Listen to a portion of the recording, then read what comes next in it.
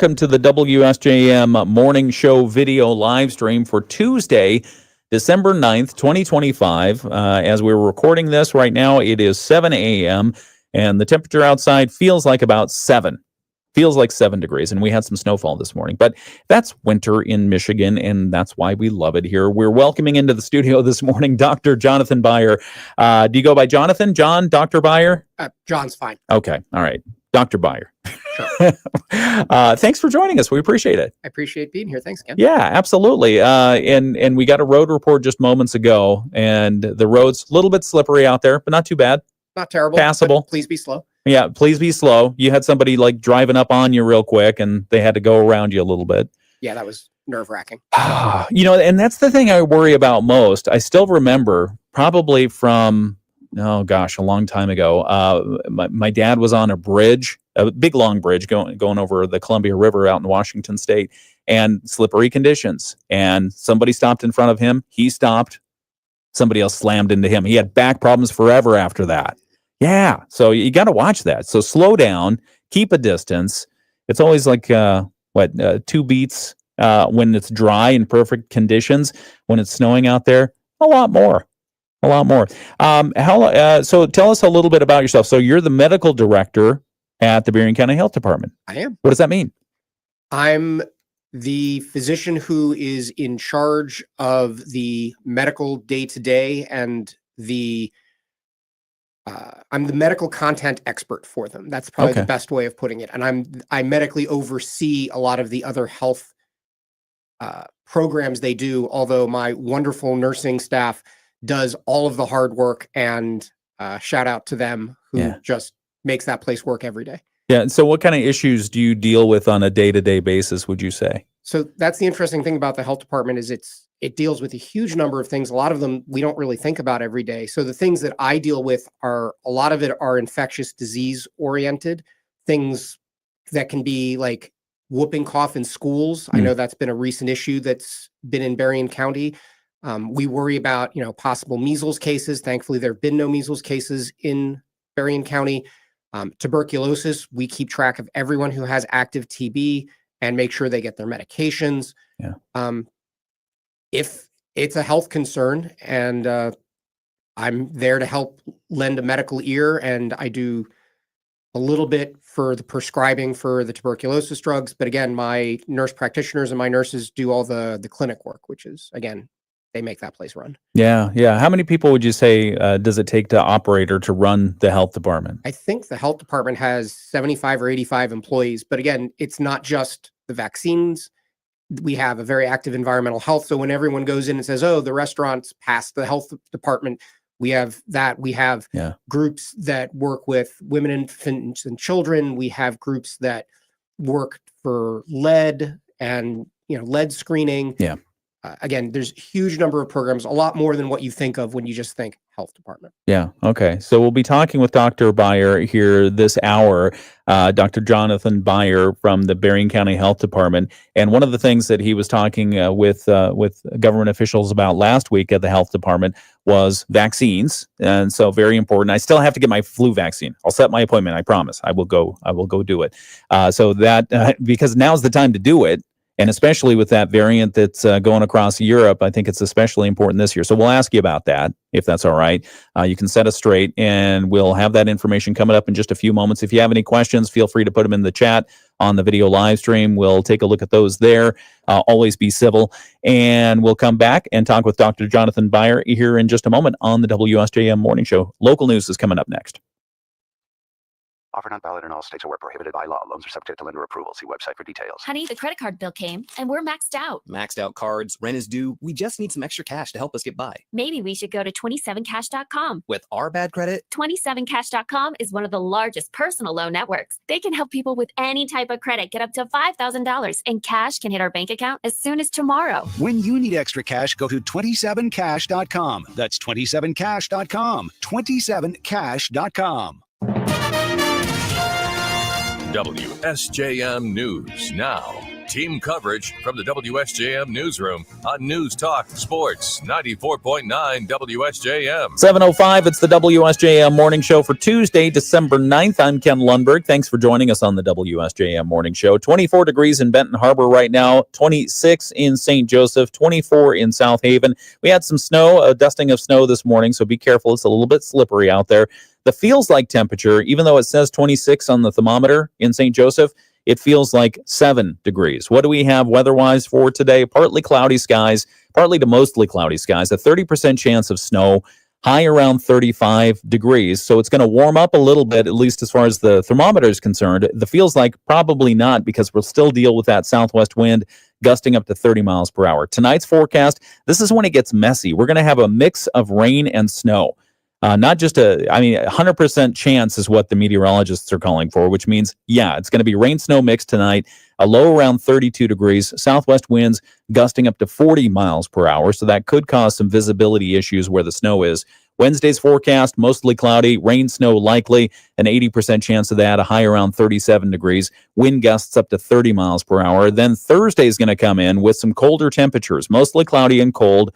A 40% chance of snow showers on Thursday with a high around 25 and a low around 22. Going to get cold on Friday as well. The low is going to be around 17 degrees. So stay tuned to WSJM for more information about that. Again, you could be dealing with some freezing rain later this afternoon or into this evening. Make your plans accordingly. Some of the news from the WSJM newsroom: Mosaic CCDA in Benton Harbor getting ready to open its Wonderland toy store, which allows families in need to buy gifts for children at heavily reduced prices. Mosaic President Andrew Robinson says they've operated that store for about a decade now. We provide toys and gift cards to families who are in need at a very discounted rate. We're talking about 90% off. Families must be referred by partner agencies to qualify for the program, and Robinson says thousands have benefited over the years. We get hundreds and hundreds of families a year, somewhere between 300 to 500 families a year.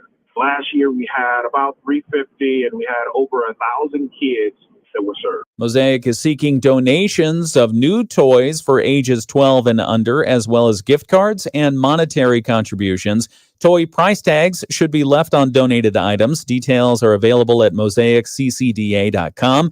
The store will operate from December 11th through the 13th at the Victorious Cathedral of Praise. Other news, the Cass County Sheriff's Office says one teen was injured in a two-vehicle crash. It happened yesterday afternoon in Marcellus Township. Deputies say a 17-year-old lost control of his eastbound vehicle on the highway, Marcellus Highway that is, crossed the center line and was hit by a westbound vehicle driven by a 60-year-old Decatur man. One teenage passenger involved in the crash was taken to Bronson Hospital. Michigan State Police, Marcellus Fire, and local EMTs assisted at the scene. The crash remains under investigation. Up north in Ottawa County, a 150-year-old lighthouse in Grand Haven was damaged during the recent Thanksgiving storms. The red outer lighthouse on the city's south pier, known as the Fog House, lost two of its glass panels in their lantern room when the winds struck on Wednesday, the 26th. Contractors discovered the damage recently while replacing a porthole cover and installed temporary panels to cover up until the custom glass can be fabricated and installed. They say that work will likely require a crane. The damage will also delay ongoing restoration work of the lighthouse, including waterproofing to protect the interior. And with holiday gatherings approaching, the Berrien County Health Department is urging residents to follow safe food handling practices. Environmental Health Supervisor Brian Murphy says the risk of foodborne illness is especially high for certain groups. You have to think about, the older population, because they're more susceptible. You got to think about grandma and grandpa, even younger kids, 4 years and younger especially. Their immune system aren't as developed. Murphy notes the U.S. sees 48 million foodborne illnesses each year, including thousands of hospitalizations and deaths. He offers a simple guideline to prevent E. coli, salmonella, and norovirus. When in doubt, throw it out. It's a saying that most of us are familiar with. That goes a long way. It really does. So if you have any doubts about how that turkey tastes or how the turkey looks or how long that hand's been sitting out at room temperature, throw it away. He recommends frequent hand washing, keeping hot foods hot and cold foods cold, and allowing hot foods to cool properly before refrigeration.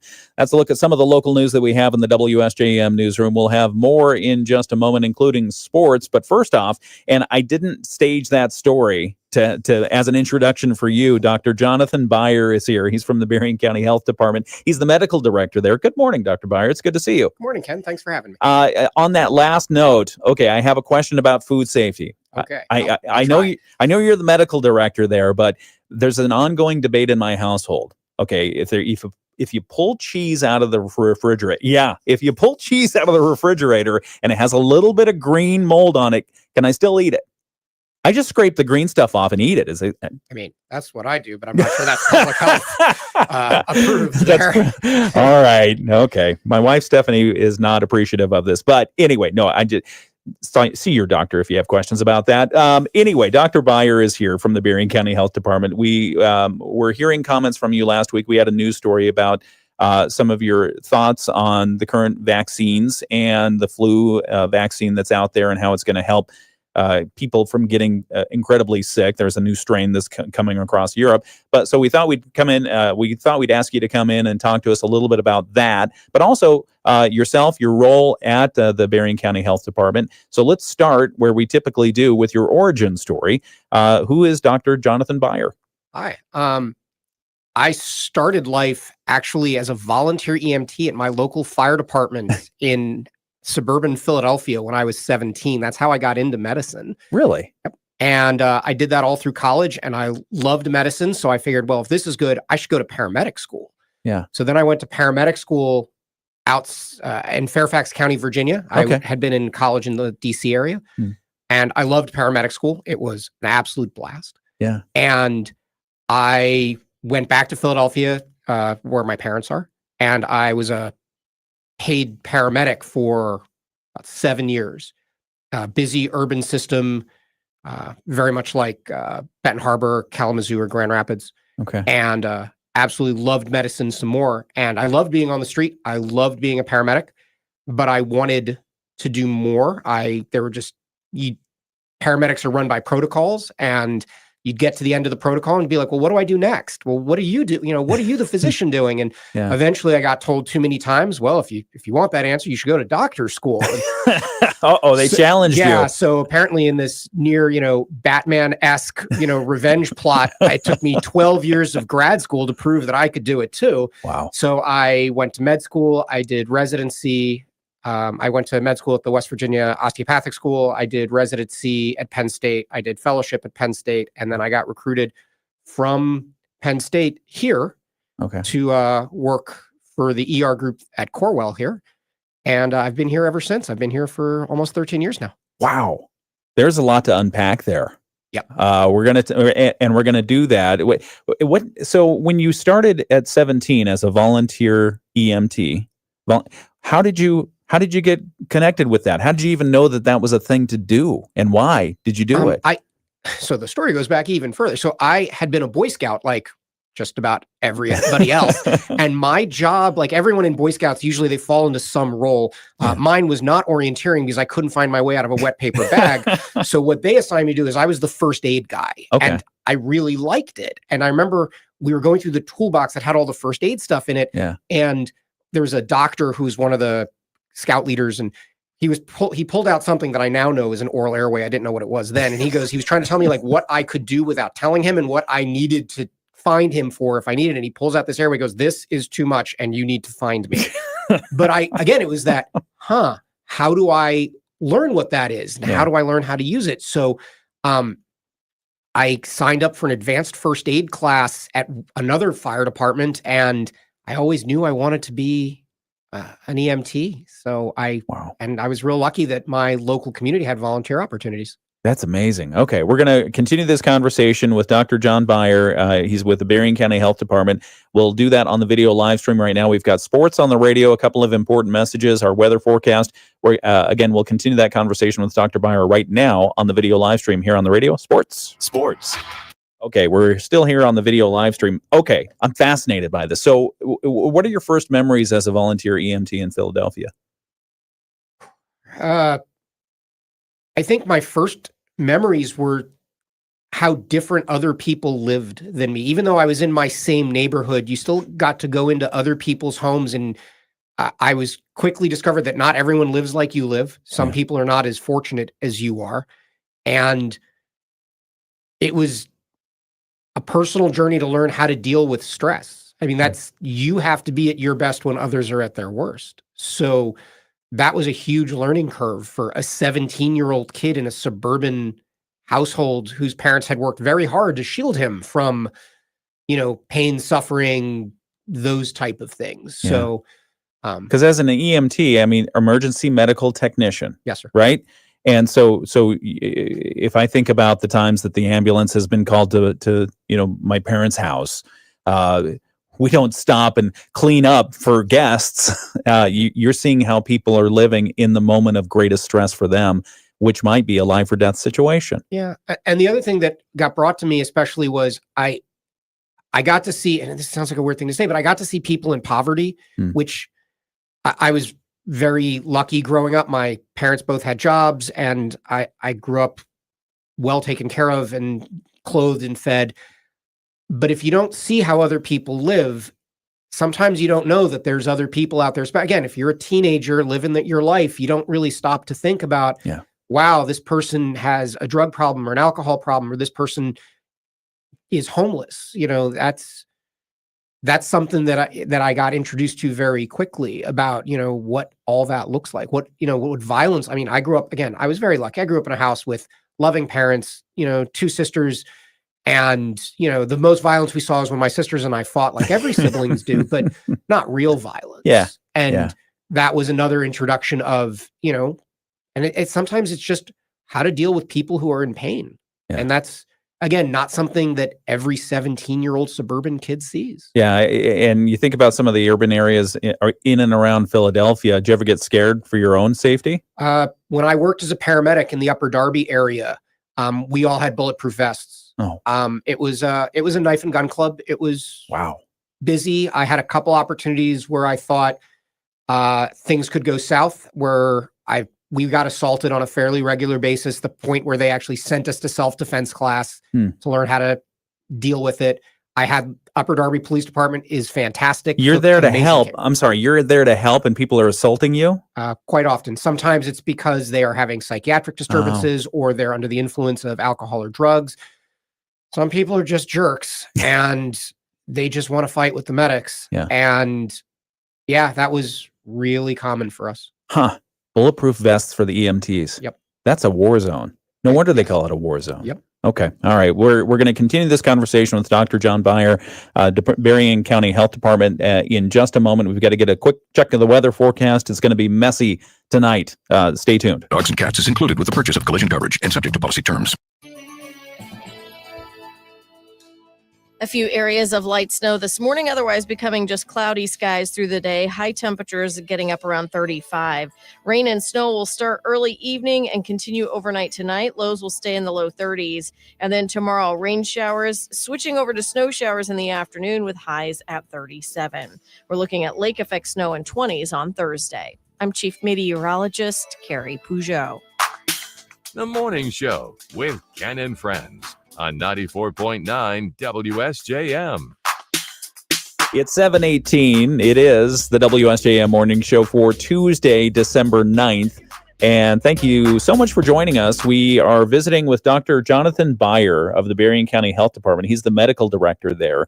And we were just learning a little bit more about how he got into it. We didn't get very far because I had questions. But no, you started off, you were born and raised in Philadelphia, correct? I was raised in Philadelphia. I was born somewhere else. Where were you born? I was born in San Juan, Puerto Rico. Oh, no kidding. My dad's a rabbi, and he got his first rabbinical job in Puerto Rico. Apparently, when he was looking for jobs, this is back when you had a job board and you actually took the paper off the job board.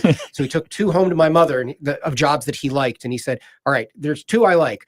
One is Lincoln, Nebraska, and the other one is San Juan, Puerto Rico. And my mom's like, all right, middle of nowhere. And my parents are from Boston. Yeah. So my mom's like, middle of nowhere corn or tropical paradise? I opt for tropical paradise. Good choice. So that's how my parents ended up in Puerto Rico for a few years. That's Wow. where I was born. And then after Philadelphia, so we got as far as you were a volunteer EMT in some of the roughest neighborhoods of Philadelphia.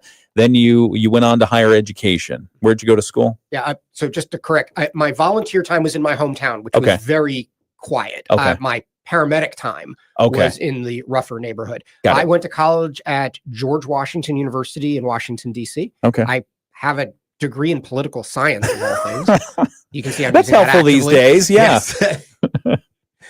And then so you got your degree in political science. Why'd you do that? Why'd you choose that? I loved political science. I've still always been kind of a news junkie and like a political wonk junkie. I always loved that. And my goal in life had actually been to be one of those like satellite imagery analysts, the guys who sit in the cubicle and look at stuff about, what tanks are moving places. And I loved that kind of stuff. I read Tom Clancy as a kid and all that stuff. Good stuff. Yeah. But interestingly, I had a bunch of graduate teaching assistants with my class, and I told them, this is what I want to do. And a bunch of them had that job through grad school. And they're like, you don't want to do that. I'm like, why not? They're like, first, having top secret clearance is great for 6 weeks. Then once you discover that you know what's going on, but politicians make decisions based on none of the facts that you give them, becomes super frustrating. Find something else, kid. Yeah. And they were right, by the way.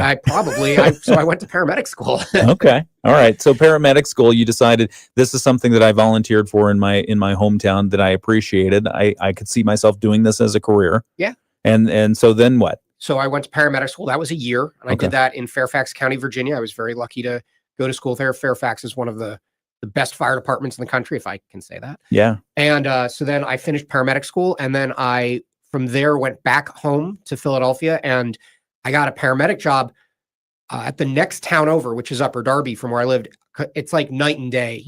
I grew up in Haverford Township, which is, pretty streets and, very normal suburbia. Yeah. Picket fences, trees, and tree-lined streets and that kind of thing. Much so, and then to you Upper go Darby, to Upper which is Darby, not. which has good spots. So I have lots of friends who live in Upper Darby. It's not a complete hellhole or anything, but there are definitely parts of Upper Darby which are not as nice as where I grew up in Havertown.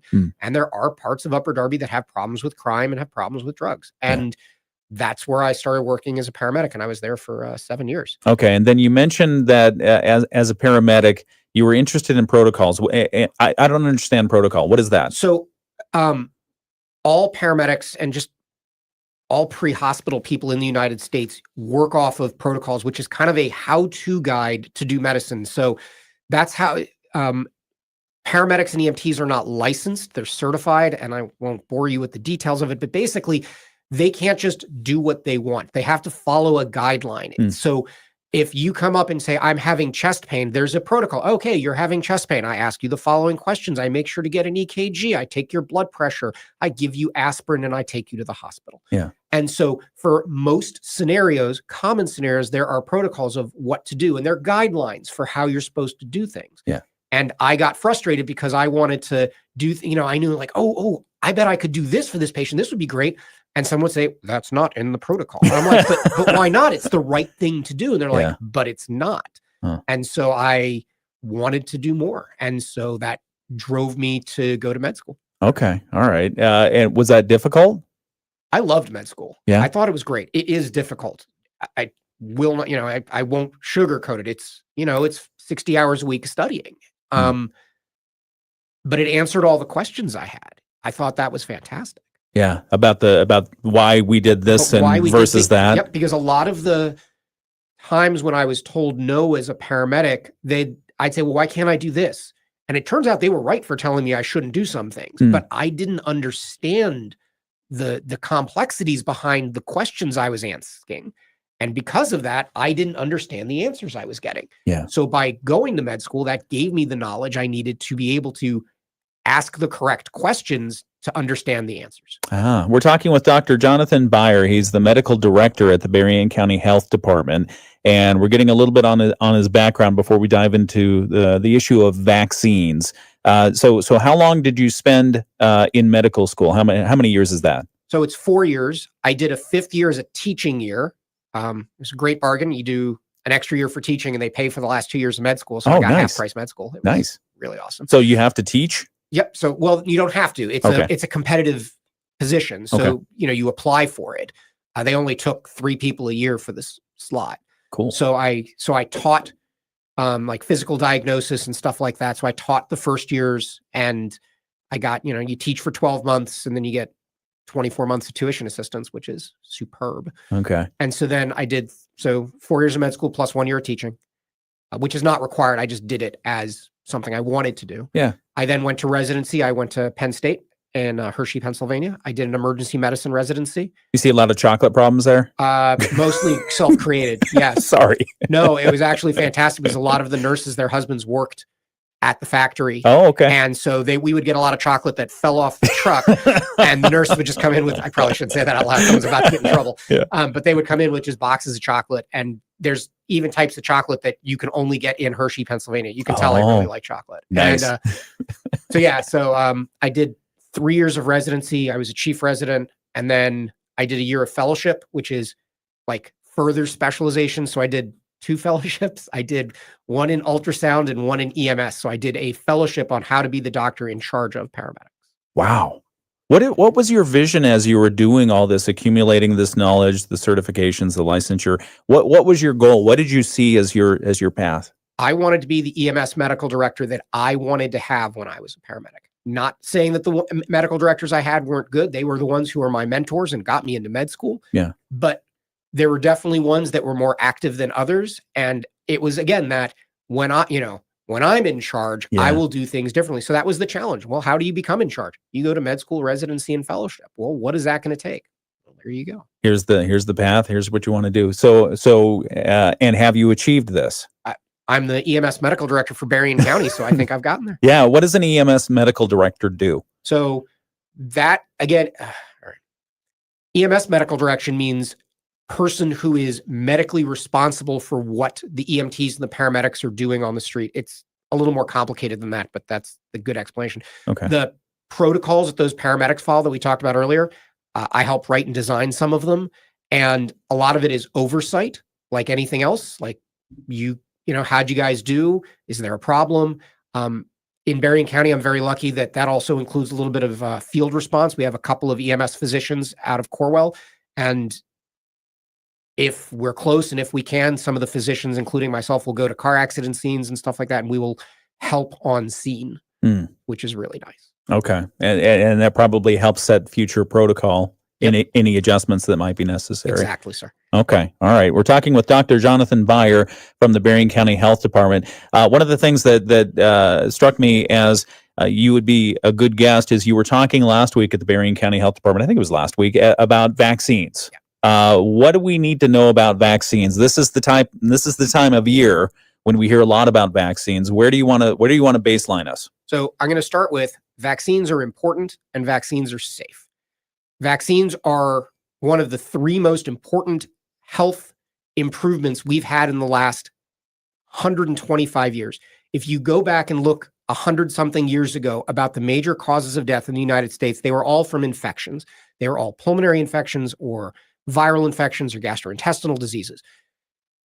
Today, the major cause of death in the United States is cardiovascular, followed by cancer. So the 3 things that have helped more than anything else in the United States for making you live longer is clean water, thank you, public health. Yeah. Vaccines, thank you, public health. And antibiotics, thank you, everyone else. Yeah. So those 3 things have helped us conquer infectious diseases in ways that 200 years ago would have been only a dream. Yeah. So vaccines are an absolutely critical part of keeping our population healthy. And it's the reason why we don't see a lot of diseases that our great-grandparents lived with on a daily basis. Yeah. And I think we need to appreciate that. So you lay out the facts there pretty well, right?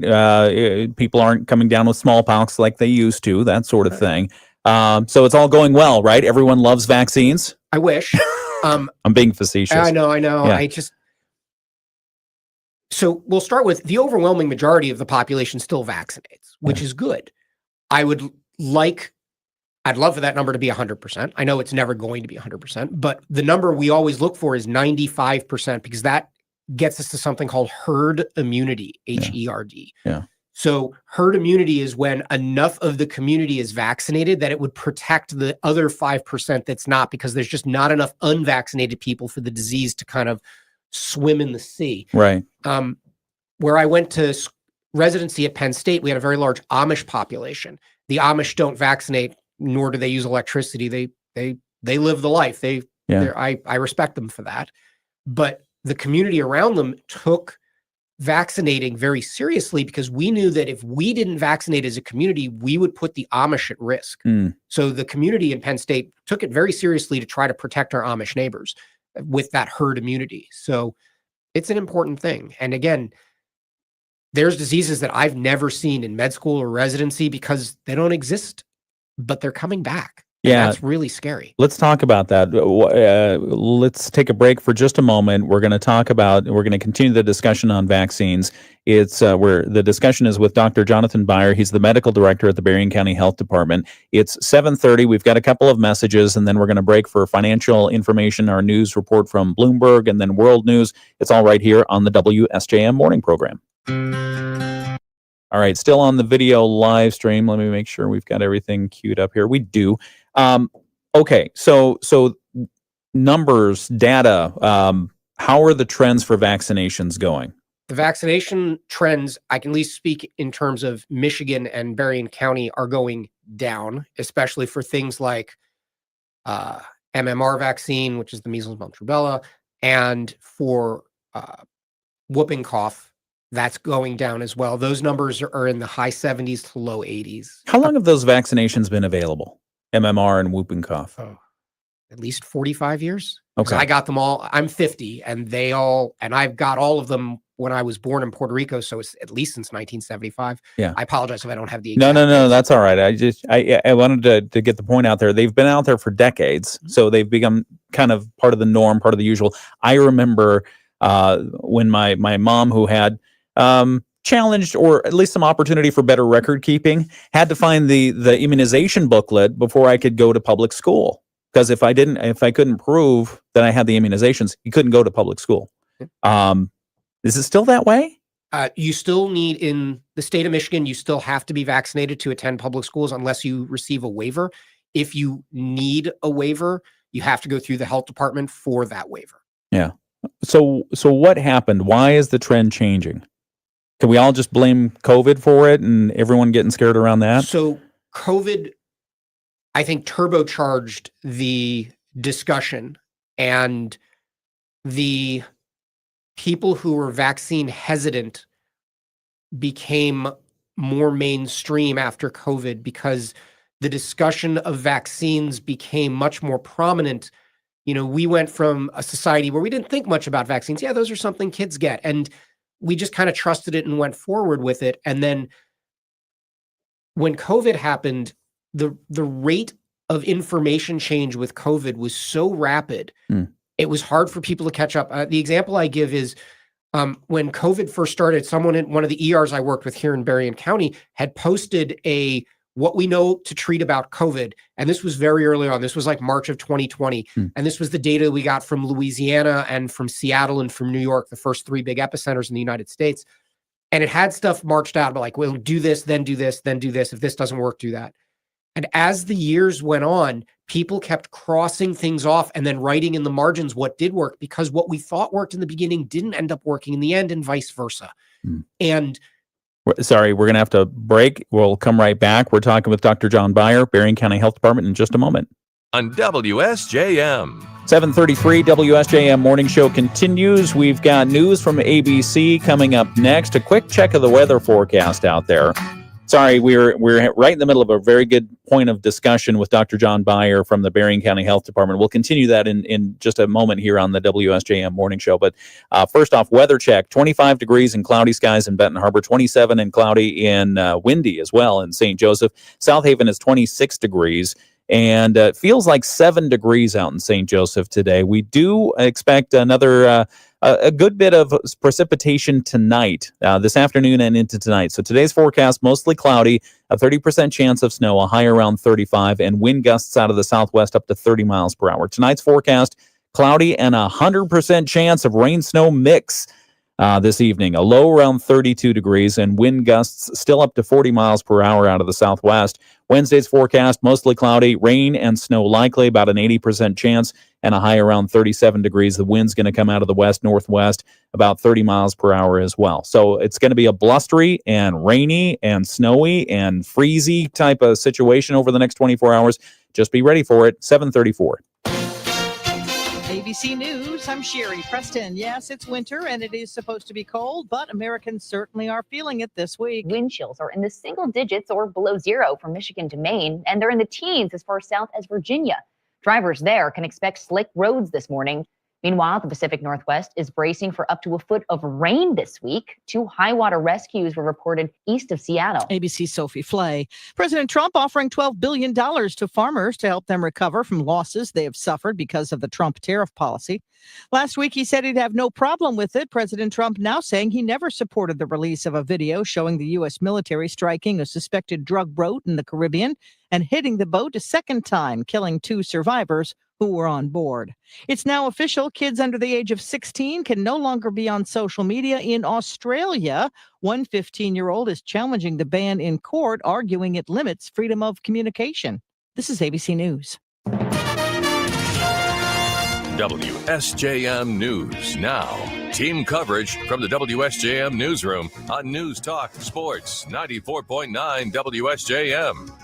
7:36 WSJM Morning Show continues. I'm Ken Lundberg. Some of the news that we've got coming up just after 8 o'clock this morning that we'll bring you from the WSJM Newsroom. St. Joseph City commissioners are being urged to take action on shallow water in the St. Joseph River, months after voting to form a new harbor authority with St. Joseph Township and Benton Harbor. We'll tell you what they discussed at last night's meeting and what some of the area boating community are asking the city to do immediately. Also, the St. Joseph Department of Public Safety moving forward with computer-aided dispatch after commissioners approved that plan last night. And then a long-stalled 36-acre property sale in Three Oaks is finally moving forward. Berrien County making way for that property sale to happen, and it looks like it's going to be used for new housing. So we'll tell you about those stories and more. It's all coming up right here on the WSJM Morning Show just after 8 o'clock. Here on the video live stream and on the radio, we're going to continue our conversation with Dr. Jonathan Beyer from the Berrien County Health Department. He's the medical director there. That is happening right now on the video live stream. The Michigan. Okay, here we are, back on the video live stream. Okay, sorry, we were right in the middle of talking about vaccines and some of the trends, and in your opinion, disturbing trends about vaccines and people getting them. So where do we stand now? How are things, and what are you recommending? So I'll start with my recommendation is that, again, vaccines are safe, and that I recommend everyone get their flu shot. I recommend that children are vaccinated following the American Academy of Pediatrics guideline for vaccines. And I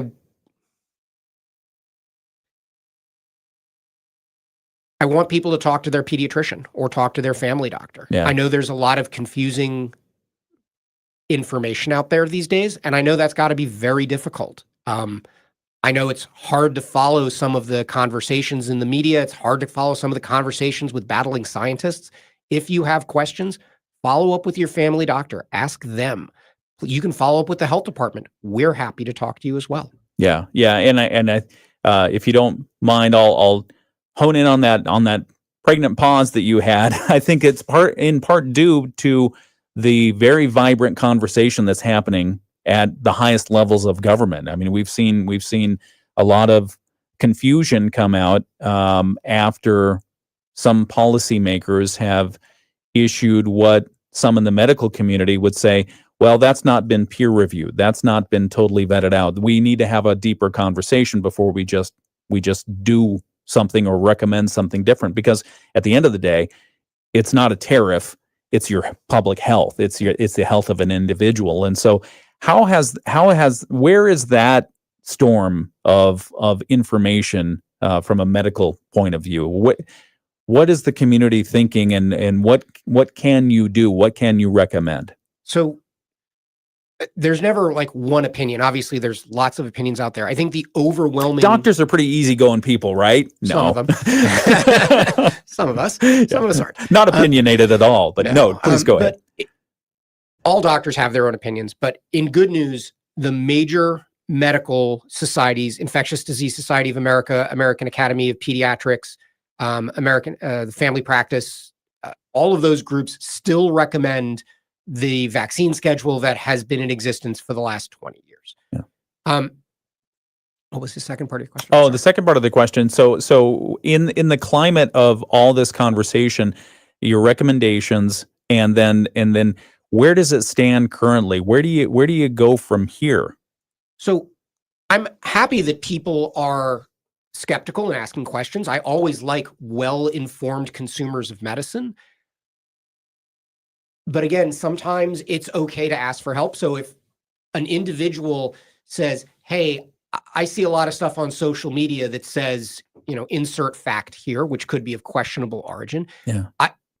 I would go to a trusted medical professional. And it's not because I am the gatekeeper of some special knowledge that only I possess, but medicine's tough because science is difficult. And I'm not saying other people aren't capable of learning it. Obviously, anyone can, but it's a lot of stuff to absorb. And it's just like any other skill. If I have a problem with my plumbing, I don't ask my car mechanic what's wrong with my toilet. It's the same thing here. If you're having questions about vaccines, I would ask your medical professional. I don't know if I would ask a stranger on Facebook. Yeah. It has social media caused an issue here? Social media definitely has been good and bad. I mean, there's definitely positives for social media in terms of medical education, but unfortunately, social media has allowed extremes in our community from all sides to really amplify their voice in a way that 30 years ago, they would not have had the pulpit to make these comments. And unfortunately, because of the way social media algorithms work, and I'm in no way an expert on such things, but the way those algorithms work is by people watching you, they get amplified. So they don't get amplified because they're correct. They don't get amplified because they've been vetted. They get amplified because people listen. So you're popular because you're popular. And that's not good science. Yeah. What do you say to people who have concerns, who have read, I don't know if it's a peer-reviewed study or not, but have reviewed a study that says, hey, some of the preservatives in the vaccines could cause some issues? So again, I would always recommend you talk, especially if what you're reading goes against what the major medical thinking is at the time. Again, talk to your healthcare provider, because again, that healthcare provider probably is reading a lot of other things. So they may come up to you and say, hey, Ken, I know you just read this study about a preservative or something, but let me tell you that about all the other studies that you may not have read that have said that these things are actually safe.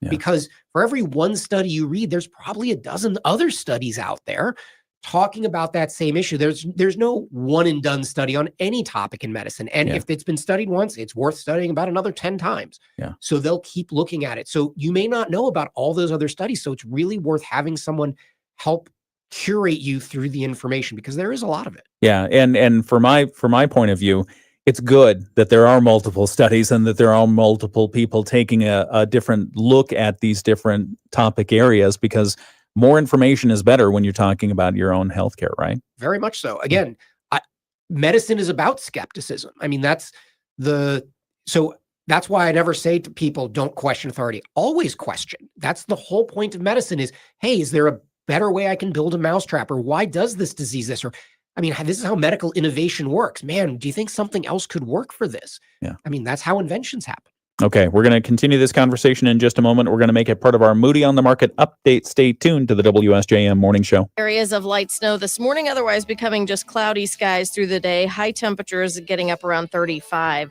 Rain and snow will start early evening and continue overnight tonight. Lows will stay in the low 30s. And then tomorrow, rain showers switching over to snow showers in the afternoon with highs at 37.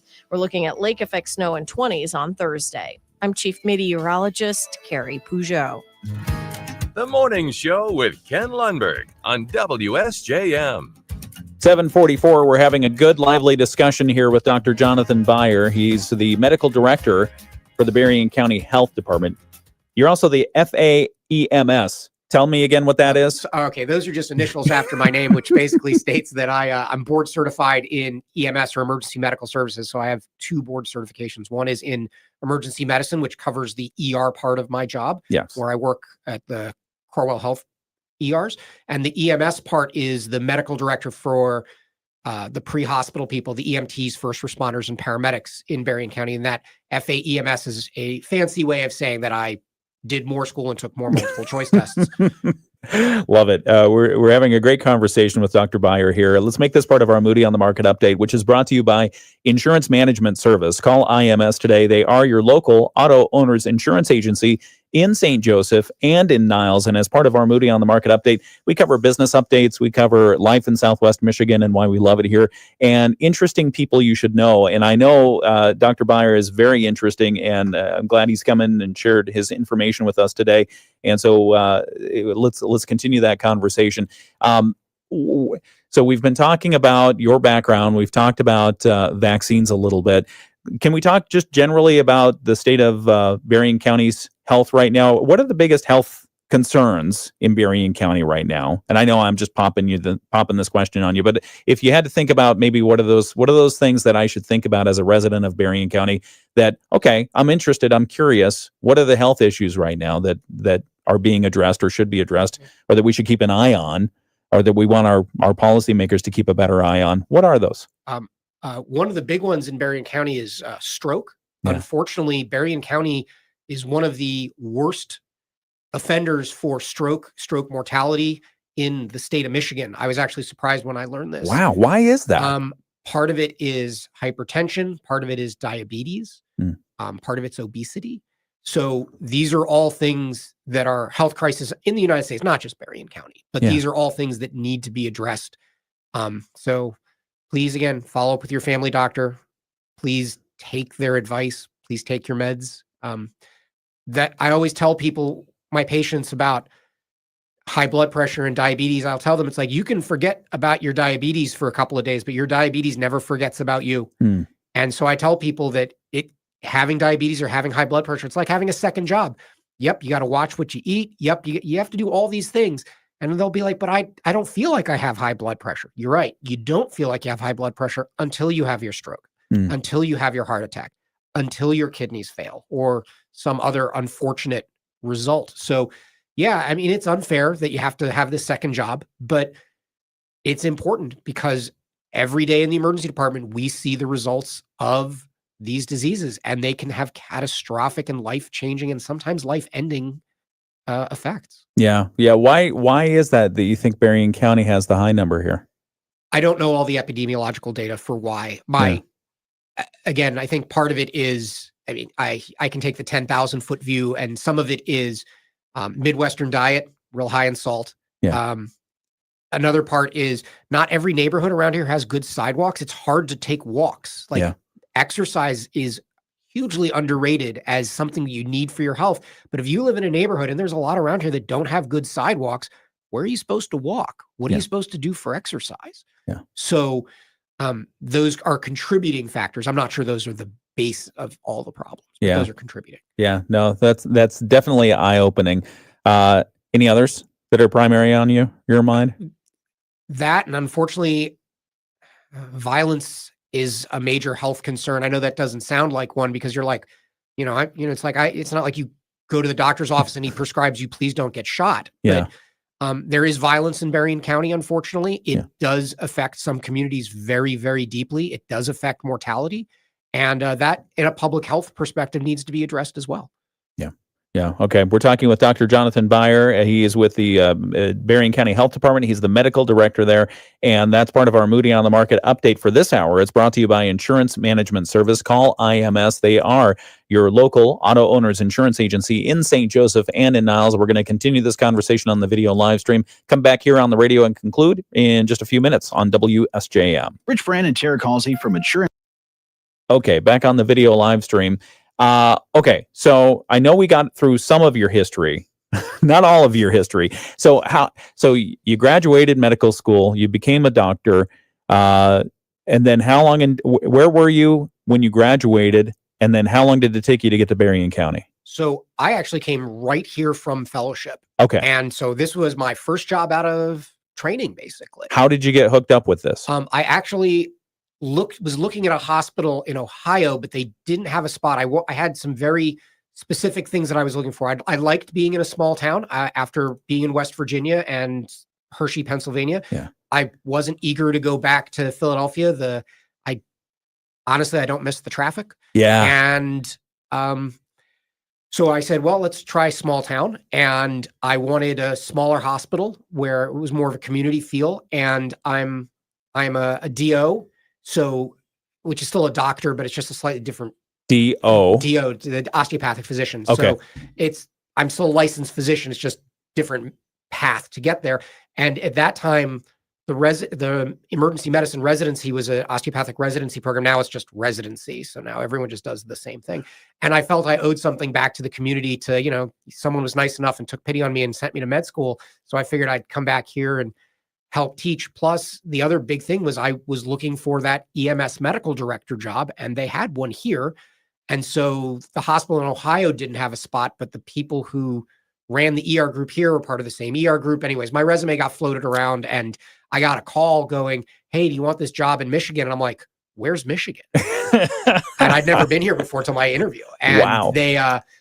They were like, they're like, hey, we have this EMS job. I'm like, it's not on your website. They're like, no, they're like, it hasn't been posted, but yeah, you have a great resume. Do you want to come out? And I have been here since. Nice. So that's how many years now? 13? Almost 13. Yeah. Almost 13 years. Very nice. And you live here in Berrien County? Yeah, I live in Stevensville. Very good. Okay. So thank you for making the drive this morning. Thank you very much. You actually were on my way to the health department. I was on my way to the Napier Health Department this morning. What's your day-to-day like? I mean, can you plan out your days or do they just go sideways? There is no planning. Okay. I have ER shifts, so I do a certain amount of emergency room shifts or emergency department shifts. So people who for one reason or another ended up in the ER, they may see you there. You may see me. Okay. I work, a certain amount of shifts a month. And that's got to be comforting. Sorry to interrupt, but that's got to be comforting to run into the medical director of a county as your ER physician. Most people don't recognize me or know who I am, and I'm okay with that. Usually, emergency medicine is a very anonymous type of medicine because usually you've never met me, I've never met you, and chances are I'll never see you again. Yeah. So no one recognizes me or knows who I am. They usually, again, it's a stranger meeting a strange doctor, and you have to work quick to build that rapport because you have to suddenly encourage that stranger to tell you their life story and to trust you. Yeah. So I do emergency shifts. I do my office days at the health department. And then in between all of that, I do work as the medical director for EMS. So that's a lot of office work. Some of it's response, there's teaching. And so, yeah. What part of your job do you love the most? Well, I mean, I'm wearing my health department sweatshirt right now.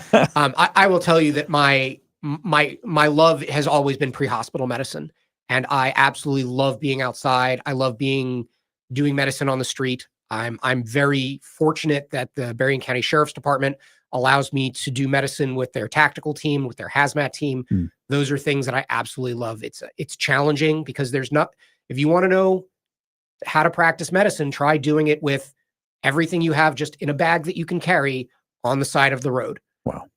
And I find that challenge really exhilarating. Yeah. Okay. We're going to conclude this conversation in just a moment with Dr. Jonathan Beyer from the Berrien County Health Department. He's the medical director there. We will come back and do that on the radio right here on WSJM.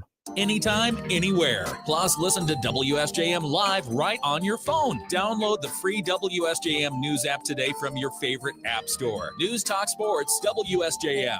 From the Pat Moody Studios, this is WSJM FM Benton Harbor, St. Joseph, a product of Midwest Family Marketing and Media. Proudly serving our community. The Morning Show with Ken and Friends on 94.9 WSJM.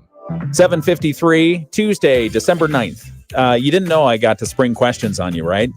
Yeah, okay. We're talking with Dr. Jonathan Beyer. He's the medical director for the Berrien County Health Department. It's been a good conversation. If you've missed any part of this, please go back. You can watch the video archive. We have it on Facebook, on YouTube, on our WSJM Smart app as well. Dr. Beyer, one of the things that I love asking people, and I always get a interesting answer, is what do you do when you're not doing what you've just been talking about? What do you do for fun? What do you do for relaxation? When the weather is not like this, I enjoy cycling. Yeah. My other passion is I like hiking and backpacking. So I've been to Isle Royale a couple of times, which is just absolutely gorgeous. It's like the unheard of gem in the national park system. It's the least visited park in the lower 48 states in the National Park Service. Is that the one where they have the wolf research? Yes, they do and have the wolves. moose? And wolves and moose. Yes. Wolves and moose. Okay. Yeah. It's an island. You can only get there by plane or boat. And it is an absolutely fantastic outdoor experience. Isle Royale. Isle Royale. Yep. It's you have to go basically to Houghton. That's how you pronounce it. And you basically go to the Keweenaw Peninsula. Okay. And you get a boat from there, or you get it out of Copper Harbor. Love it. It's a long drive, but it is absolutely worth it. Yeah. So you like spending time outdoors. What else? Anything else? You do models, you do trains. What do you do? Reading, and I have I have family here that, you got to do the family things. Very nice. Very nice. Okay. Health-wise, turning back to that for just a moment, if you had one recommendation that you would give people, if somebody says, hey, I want to live a healthy life, what do you recommend? Exercise, super important, and watch what you eat. Really look at the ingredients. There's a lot of sugars and fats and salts and things. Really think about that. And when they make those jokes, an apple a day keeps the doctor away. That actually makes more sense. So if you have a choice of like, hey, I'm going to have a whole pile of cookies, or I'm going to have this apple, aim for the apple. Yeah. I got to tell you, I do like the increased focus recently, regardless of how it came about. I like the increased focus recently on over-processed foods. Because whether it's the food coloring itself or how they deconstruct something and then put it back together with a few hundred other syllabled ingredients, it feels like, okay, if we're focusing on our health, let's look at the ingredients of these products before we start ingesting. Is this a good focus? Again, being a good healthcare consumer in all aspects of your life is important. Knowing what foods you're taking in, knowing what medicines you're taking in, knowing your health status, knowing what you need. These are all important things. But yeah, what you eat on a daily basis. Another one of my plugs, please drink water. Yeah. Soda, I hopefully I'm not going to annoy too many people, but soda is just not good for you. Yeah. And the sugar sweetened beverages introduces a huge amount of calories and sugars that you just don't need. Drink water. That will make a huge difference in your health. Yeah. Okay. All right. And then lastly, we invited you on to talk about vaccines. What's your pitch here? Vaccines are safe, effective. They have done a huge amount of good for human society. As we made the comment before, no one's seen smallpox since 1978. They work, and they make for a healthier community. So if you have questions about vaccines, please talk to your healthcare provider or come to the health department. And please get your flu shot. It's not too late. Yeah. On that note of the flu shot, just one more question on that.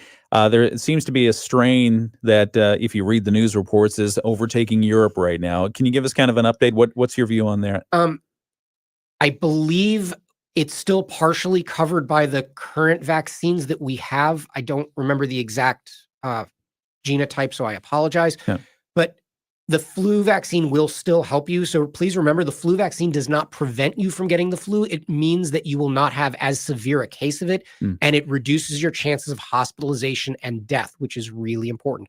Also, as an important reminder, you cannot get the flu from getting the flu vaccine. You predicted my question. Why can't you get the flu from the flu vaccine? It is not a live vaccine. So the kind of the muscle aches and the stuff that you get in the next day is your immune system responding to the little bits that were injected in you. So a lot of times when you feel miserable from a cold or a virus, your body is doing that to you. So this is just a small version of what would happen to you if you had the flu.